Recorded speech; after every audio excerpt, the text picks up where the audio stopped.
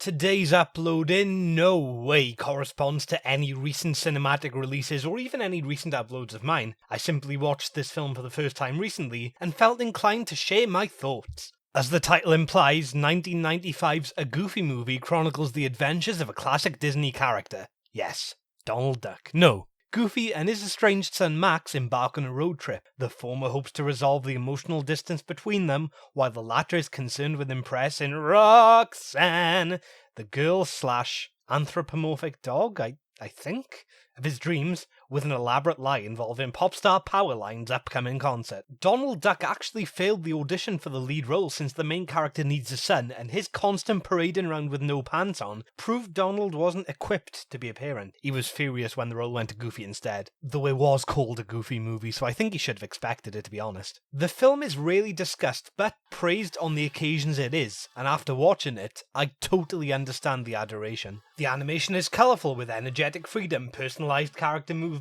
and impressive shading that complement the simple but distinctive charm of the designs. The voice acting is surprisingly natural too. Goofy is entertaining, really grating, and understandable. Scooby-Doo was difficult to understand, so he too was turned down for the role. He kept pronouncing Goofy as Roofy. Problematic in a family film. Max is a surprisingly believable teenager challenging awkwardness and surliness in equal measure. Roxanne is as charming as she's required to be, and PJ is endearing, and Pete is theatrically comical and mildly intimidating. The humour is well judged and versatile, lovingly embracing the slapstick and physical comedy of classic Disney cartoons while adding character-driven context, courtesy of intuitive dialogue. There are some moments of really unique imaginative sources of humour that I seriously appreciated. Musically, the film is also impressive, from the authentic, elaborate, melodic numbers to the more intimate yet no less melodic to the contemporary, empowering ballads of the Prince-influenced Powerline. In fact, after the film, he changed his name to a symbol and began to identify himself as the canine artist formerly known as Powerline. An element of the film I was often told of was the surprising emotional value. Do not be deceived by the fact it involves a character called Goofy. The film insightfully explores impressive, mature themes, such as parental anxiety, generational alienation, Freudian fear, and Bigfoot. The film is genuinely moving and communicates these ideas with a shocking degree of understanding, incorporating a surprising air of meaning and seriousness.